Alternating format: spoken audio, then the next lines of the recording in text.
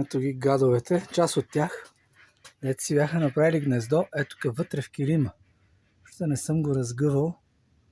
Сумата изтрепах. Летяха, насякъде съм напръскал. И по клипове от YouTube направих капани. И ето вече тук има уловени. Уси изтършили. Това е с парче месо, което късно разбрах, че не трябва да е вътре в течността.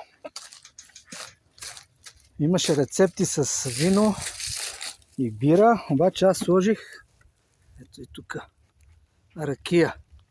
Тя се слага за да гони пчелите. Идеята е да се ловят само с тършили.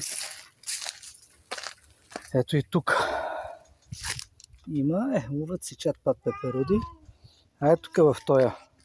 Тук също имаше едно по-голямо гнездо. Това е парче от него. И сега тук съм подготвил още един, който е с бира. Вече. Опа! И пиленца летат, да. И това ще го закача тук. При бараката е така. Тук сега е сянка, но зимата... Аре ще го сложим. Ето каче. Да ги пък привличат, обичат топло. Айде, ето така. Отворите да са свободни. И почна да се ловят, че направо иначе гнездат насякъде. Завират се. Аз съм пръскал. Но явно не им е достатъчно навънка, изветрява. И така.